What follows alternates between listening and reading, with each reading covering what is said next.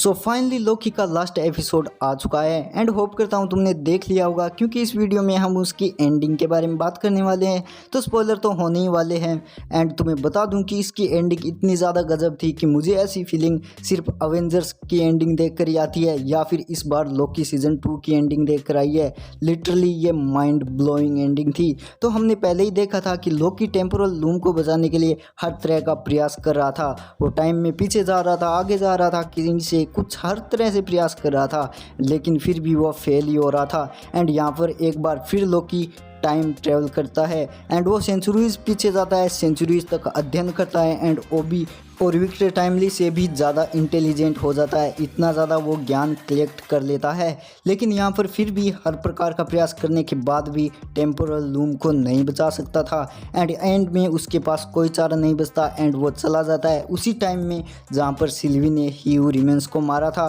वो सिल्वी को बताने की कोशिश करता है कि ही हू रिमेंस को ज़िंदा रखना होगा, लेकिन सिल्वी कौन सा मानने वाली थी। एंड यहाँ पर फिर वो टाइम को रोक कर सिल्वी को एक तरह से रोक देता है एंड फिर ही हू रिमेंस से बात करता है, जहाँ ही हू रिमेंस उसे अपना प्लान बताता है एंड बताता है कि टेम्पोरल लूम सभी टाइमलाइन को बचाने के लिए नहीं, बल्कि टाइमलाइन पर लोड बढ़ने के लिए, ब्लास्ट होने के लिए यह। एंड जब भी ऐसा होगा सभी एक्स्ट्रा टाइमलाइन समाप्त हो जाएगी और सिर्फ शाश्वत टाइमलाइन ही बचेगी। एंड हमेशा से उसका यही प्लान था एंड उसे अगर सभी टाइमलाइन को बचाना है तो ही हू रिमेंस को जिंदा रखना ही होगा, जिसके लिए उसे सिल्वी को मारना होगा। एंड यही चीज़ है जिसे देखकर हम समझ सकते थे कि क्यों उसने खुद को सिल्वी के हाथों मरने दिया। लेकिन लोकी एंड में कुछ अलग ही कर देता है। तो क्या ही हू रिमेंस हार गया, इसके बारे में हम आगे बात करेंगे। यहाँ पर हम देखते हैं कि फिर लोकी एक बहुत बड़ा फैसला लेता है एंड वो खुद टेम्पोरल लूम की तरफ आगे बढ़ता है अपनी गॉडली लेवल पावर के साथ। एंड यहाँ पर वो टेम्पोरल लूम को अपने मैजिक से ब्लास्ट कर देता है एंड बनने वाली सभी टाइमलाइंस को होल्ड कर लेता है अपने हाथ में एंड वहीं पर बैठ जाता है ही हू रिमेंस की चेयर पर एंड अपने मैजिक से सभी टाइमलाइन में एक तरह से लाइफ फूंकता है, क्योंकि हम देख सकते हैं बहुत ही इजीली ग्रीन मैजिक उसका फ्लो हो रहा था सभी टाइमलाइंस में। और यहाँ पर लोकी ही हू रिमेंस की गोल बनाई हुई शाश्वत समय रेखा को नॉर्स माइथोलॉजी के अनुसार, यानी कि नॉर्स माइथोलॉजी के ट्री के समान बना देता है। इसके बारे में थोर भी कई बार बात कर चुका है जीन से, जहाँ पर उसने बताया था 9 रिल्म के बारे में।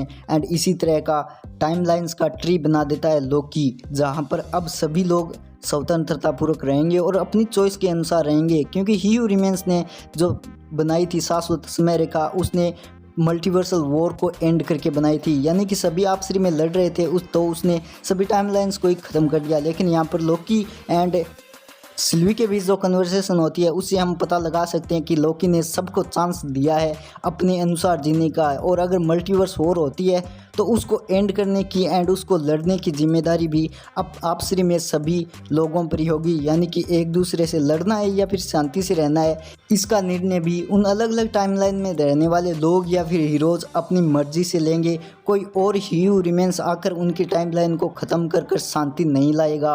अब यहाँ पर ही हू रिमेंस ज़्यादा सही है या फिर लोकी, ये तो हमें आगे ही पता चलेगा, क्योंकि जब मल्टीवर्सल वॉर स्टार्ट होगी एंड उसके नतीजे हमारे सामने आएंगे तब हमें पता लगेगा कि क्या लोकी का निर्णय सही है या फिर ही हू रिमेंस का, क्योंकि वॉर कभी भी अच्छी नहीं होती, ये तो हम भी जानते हैं। तो क्या वॉर को रोकने के लिए सभी टाइमलाइंस को ख़त्म कर देना चाहिए जैसा कि ही हू रिमेंस मानता था, या फिर सभी को लड़कर या कुछ भी तरीके से अपना निर्णय खुद लेना चाहिए जैसा कि लोकी एंड सिल्वी मानते हैं।